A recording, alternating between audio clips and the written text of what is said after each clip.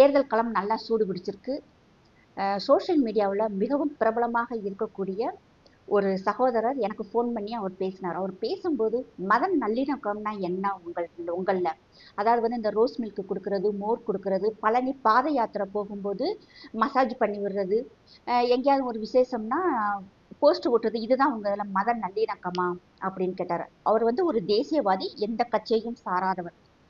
அதே மாதிரி அவர் கேட்கும்போது நியாயமான கேள்விதான். அதாவது பார்லிமெண்ட் தாக்குதலாகட்டும், கந்தகார் விமானம் தாக்குதலாகட்டும், அதே மாதிரி தொடர் குண்டுவெடிப்பு, இந்தியாவில் நடந்த ஒவ்வொரு குண்டுவெடிப்பும், கார்கில் வார், உரி, பத்தான்கோட், புல்வாமா, அதே மாதிரி இப்போ லாஸ்ட் டைம் பார்க்கும்போது பெகல்காம் தாக்குதல் சமயத்தில் கூட யாருமே வந்து இந்தியாவுக்கு நீங்கள் வந்து சப்போர்ட்டாக நிற்கலை.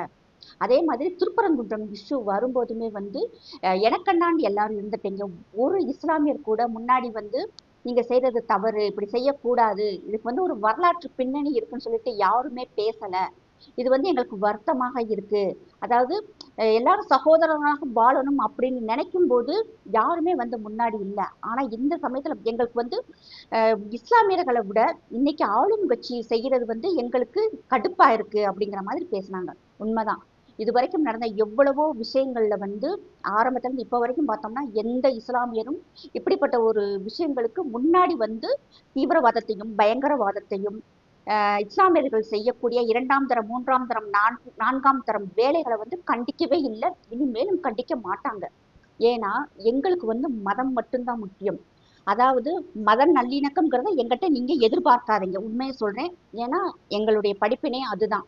ஆனா மத நல்லிணக்கம்ங்கிறது ஹிந்துக்கள்கிட்ட மட்டும்தான் இருக்கணும். ஏன்னா நீங்க தான் இழிச்ச வாய்ங்க, நீங்க தான் சோத்துல உப்பு போட்டு சாப்பிட்றது இல்ல.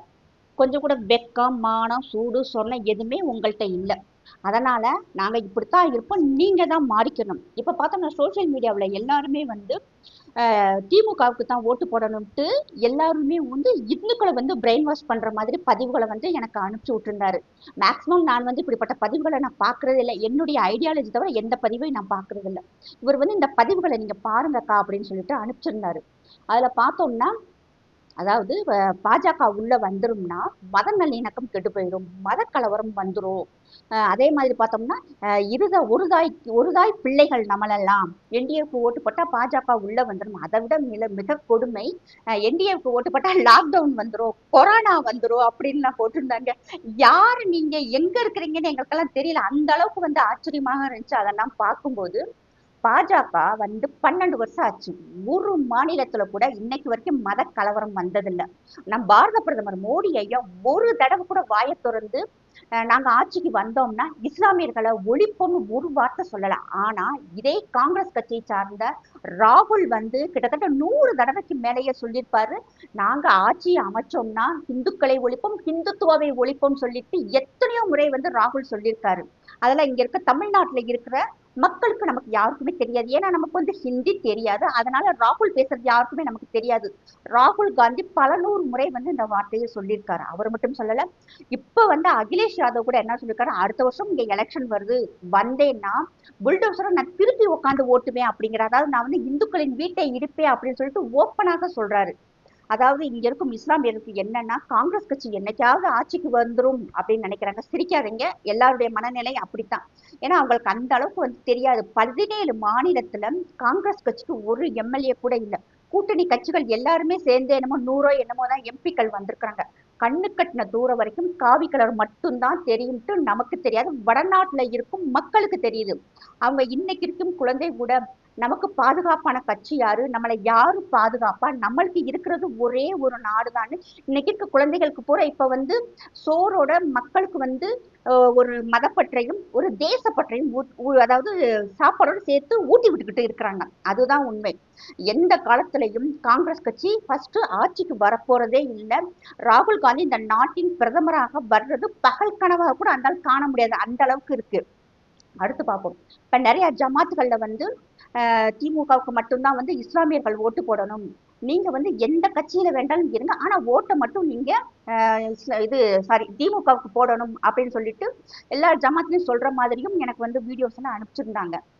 அது வந்து கண்டிப்பாக மத வழிபாட்டு தலங்கள்ல சர்ச் ஆகட்டும், பள்ளிவாசல்களாகட்டும் சொல்லக்கூடாது. ஆனா இது ரொம்ப வருஷமாவே வந்து சொல்லிக்கிட்டு தான் இருக்கிறாங்க.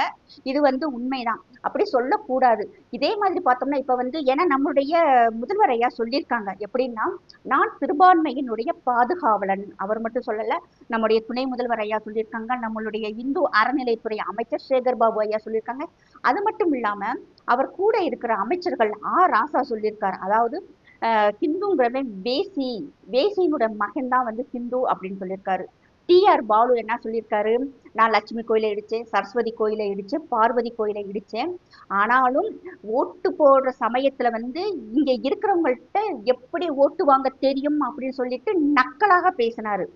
அதே மாதிரி நிறைய அமைச்சர்கள் வந்து பார்த்தோம்னா அடிக்கடி வந்து ஹிந்து மதத்தை மட்டும்தான் கேலி பேசிக்கிட்டு இருக்காங்க. மத்த மதத்தை பேசவே ஹிந்து மதத்துல மட்டும்தான் கடவுளே இல்லைன்னு சொல்லி பேசுறது. ஹிந்து கோயில்கள் இருக்கும் இடத்துக்கு வெளியில தான் ஈவேராவினுடைய சிலையை வைக்கிறது. ராமருக்கு மட்டும்தான் செருப்பு மாலை போடுறது. ராமர் எந்த இன்ஜினியரிங் காலேஜ்ல படிச்சாரு அப்படின்னு சொல்லிட்டு நக்கல் பண்றது. மதத்துல மட்டும்தான் கடவுளே இல்லைன்னு சொல்லி பேசுறது. ஹிந்து கோயில்கள் இருக்கும் இடத்துக்கு வெளியில தான் ஈவேராவினுடைய சிலையை வைக்கிறது. ராமருக்கு மட்டும்தான் செருப்பு மாலை போடுறது.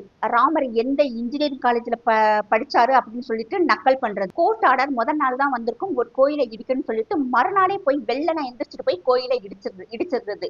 அதாவது அந்த சகோதரர் சொல்லும் போது இதுவரைக்கும் 286க்கும் மேற்பட்ட கோயில்களை இடிச்சிருக்காங்க அப்படின்னு சொன்னாங்க. உண்மையிலேயே வருத்தப்பட வேண்டிய விஷயம் தான். ஒரு நோட்டீஸ் கொடுத்திருக்கலாம். அதுல இருக்க சாமியை தூக்கிட்டு நீங்க வேற இடத்துல மாத்திக்கங்க, வேற இடம் பார்த்துக்கங்க. இப்ப மற்ற மாநிலங்கள்ல அதுதான் நடக்குது. அதனாலதான் வந்து அங்க சைலண்டா வந்து இந்த பிரச்சனைகள் வெளியே தெரிய மாட்டேங்குது. 3 மாசத்துக்கு முன்னாடியே நோட்டீஸ் கொடுத்துட்றாங்க. நீங்க அந்த இடத்துல இருக்கிற சாமி எடுத்து நீங்க வேற இடம் பார்த்துக்கங்க அப்படின்னு சொல்லும் போது அவங்களுக்கு ஒரு டைம் கிடைக்குது. அவங்க பிரச்சனை இல்லாம அந்த இடத்துல இருக்கிற சிலைகளை மாத்திடுறாங்க. நம்ம தமிழ்நாட்டுல அப்படி செய்யறது இல்ல.